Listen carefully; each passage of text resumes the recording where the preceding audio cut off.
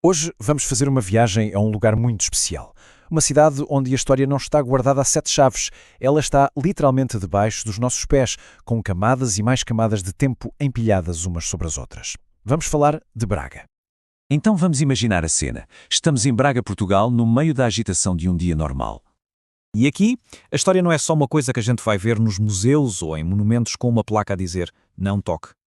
Não. Ela está literalmente ali, debaixo dos nossos pés. E isto não é uma força de expressão. É a mais pura das verdades em Braga. Olhem só para este exemplo, que é absolutamente perfeito. O texto diz: basta entrar nas frigideiras do cantinho e olhar para o chão. Sob o chão de vidro, podem ver-se os restos de um hipocausto, um sistema usado para aquecer a água de um balneário privado romano.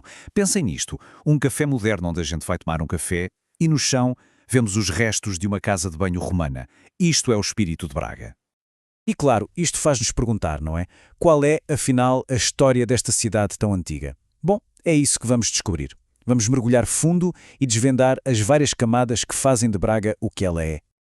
A nossa viagem começa muito, mas muito antes das legiões romanas sequer sonharem em chegar aqui. Vamos ver o que já cá estava, desde monumentos megalíticos a fortalezas no topo de colinas.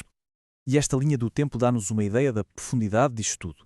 A ocupação humana aqui começa lá atrás, no Neolítico, depois avança pela Idade do Bronze e na Idade do Ferro surgem os brácaros e os seus famosos castros. Só depois é que chegamos à Era Romana com a fundação de Bracara Augusta, que mais tarde, vejam só, se torna capital do Reino Suevo. E tudo isto vai moldando a cidade até chegar aos dias de hoje. E para percebermos bem este período, há uma palavra-chave: castro. Basicamente, eram povoações fortificadas construídas no alto de colinas por tribos como os brácaros. Pensem neles como as cidades da Idade do Ferro, centros de defesa e de comunidade. E aqui a coisa fica ainda mais interessante, porque é um debate académico a acontecer. Alguns historiadores, baseados em fontes antigas, como Ptolomeu, acreditam que existia um enorme castro, uma cividade, exatamente onde hoje é Braga. Mas há quem contra-argumente, dizendo que a colina é muito suave para uma defesa eficaz. E claro, como é que se vai escavar com uma cidade histórica inteira por cima? Pois é, o passado ainda tem muitos segredos para nos contar. E agora sim, avançamos para a era que, sem dúvida, definiu a cidade. Bracara Augusta, a capital romana. É aqui que Braga se transforma num verdadeiro centro do poder. A ascensão de Bracara Augusta foi um processo bem definido. Primeiro, claro, a conquista das tribos locais. Depois, a fundação oficial com o selo do próprio Imperador Augusto. A partir daí, a cidade não parou de crescer, com estradas, comércio e, finalmente, a cereja no topo do bolo, a monumentalização no século II, com teatros, termas e tudo a que uma grande cidade romana tinha direito. 48 hectares. Este número, assim sozinho, talvez não diga muito, mas revela a escala impressionante que a cidade atingiu no seu pico. Para a época, era uma metrópole regional, um centro urbano enorme e cheio de vida. E a sua importância dentro do Império foi evoluindo. No início, era um centro regional importante para o comércio e para as estradas. Mas o seu estatuto foi crescendo até que, no Baixo Império, foi elevada a capital da província da Galécia. E isso, claro, trouxe uma nova onda de investimento com edifícios novos e vilas de luxo. E a prova final do seu valor é esta. Durante a grande crise do século III, uma época de enorme instabilidade no Império, a cidade era considerada tão importante, tão valiosa, que construíram uma muralha defensiva completa à sua volta. Isto era mais do que proteção, era uma declaração de estatuto. Mas a história de Braga não acaba, de todo, com a queda de Roma. Vamos agora dar uma olhada rápida nos séculos de transformação que seguiram, desde os reis suevos até o magnífico esplendor do Barroco. Com o fim do poder romano, Braga não entrou em declínio. Pelo contrário, manteve a sua relevância e tornou-se a capital política e intelectual do reino suevo, ou seja, continuou a ser o centro de tudo na região. Depois disso, vieram séculos de muita mudança.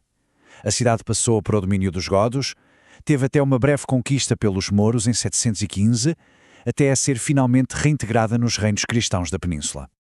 E esta citação do arcebispo Dom Diogo de Sousa em 1524 é simplesmente extraordinária. Ele diz que encontrou uma cidade de barro e a transformou numa cidade próspera, cheia de edifícios, com mais gente, mais comerciantes. É um testemunho na primeira pessoa do renascimento da cidade. Incrível! E a transformação não parou por aí. Chegamos ao século XVIII e o arquiteto André Soares dá a Braga a sua famosa identidade barroca, tornando-a no ex-libris do barroco em Portugal, um legado que vemos e sentimos nas ruas até hoje. Ok, agora que já conhecemos a história de Braga, vamos dar um passo atrás e olhar para o quadro geral. Porque a história de Braga faz parte de uma narrativa muito maior, o legado do Império Romano em todo o território que hoje é Portugal. E que legado por todo o país encontramos esta herança? Desde a ponte de Trajano em Chaves, que ainda hoje é usada, às ruínas espetaculares de Conímbriga. Do Templo de Évora, que é imponente, até ao incrível complexo industrial de Salga de Peixe em Troia. A marca romana está por todo o lado. Isto não é só para os turistas ou para os arqueólogos verem, é uma parte essencial da educação e da identidade em Portugal. É algo que se aprende na escola desde muito cedo, criando uma ligação direta entre as novas gerações e este passado tão profundo. Portanto, no fim de contas, a influência vai muito para além das pedras. Das estradas e pontes até à nossa língua e às bases do direito, a presença romana ajudou a construir os alicerces do Portugal que conhecemos hoje. E isto deixa-nos com uma última pergunta, que vai muito para além de Braga e de Portugal. Quanta mais da nossa própria história, seja onde for que estivermos, estará ainda ali, à espera de ser descoberta, mesmo debaixo da superfície?